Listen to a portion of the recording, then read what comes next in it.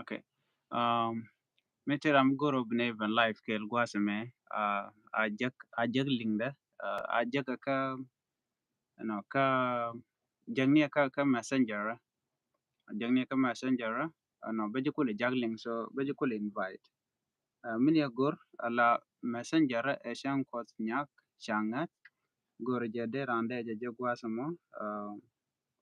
Kati kon la te rodi ne gambelen tamma shike me shanga janu te garame shana karamo mo kanangich. Mi jira mate ke gambele dere within ko dere wungich dere waka primary hospital anan tere wika gambele. Man tiye ka dul wal uh, man tiye ka dul gorka kana galet maiber. De yana mo de yana on. Gwaze me be michi ben ka mani beji juggling gwaze mene so bi chu twany so they conclude life kel. So alon belling baje chair kaya ling mo gora be chair gaji mano ka shot day nam day twine. Sorry, no, sorry for that. Hold on. Um, ka messenger wur ka messenger wur ka messenger. Thank you. Gurje okay. Okay. Mala ler dan to ga gambele ke mandan nen cha lat no te karami cha mo kare kan gwazami na gwazami belling ala me don gurje bo live ke der waka messenger belling baje share tin gwazamo so da gwa der ande kem che jan wur ka YouTube on min wur ka Facebook.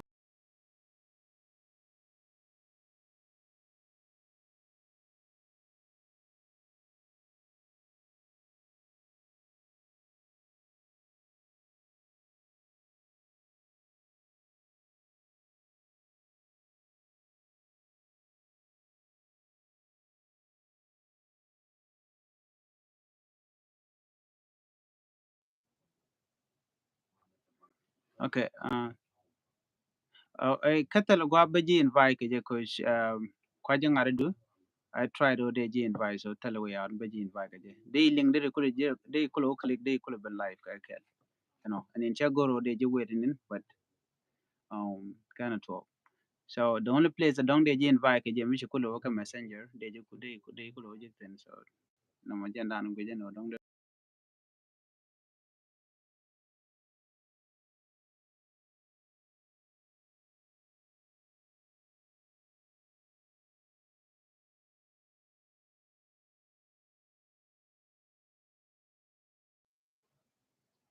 um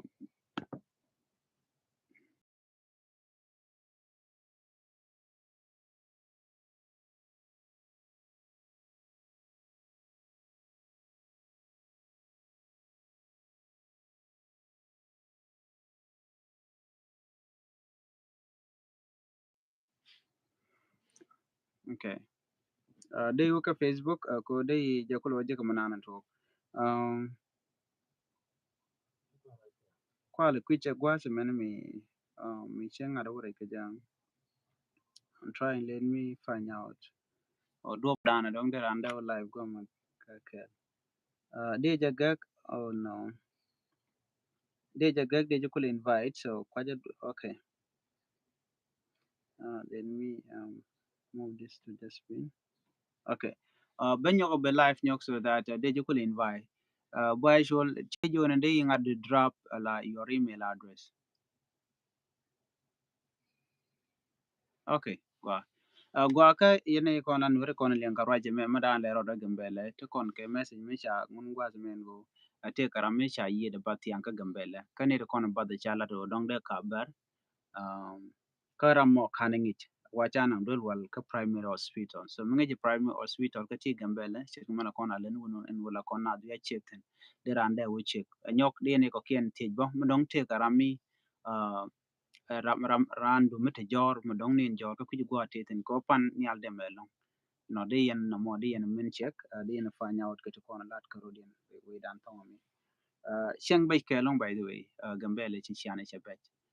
No ma chama bech bech, ka kuje mo gor jen o de larien o Gambele tama, to kon ka rami mo chi yede jenten, mi cha ponya cha dingi ke kan ngi ke tam chingi.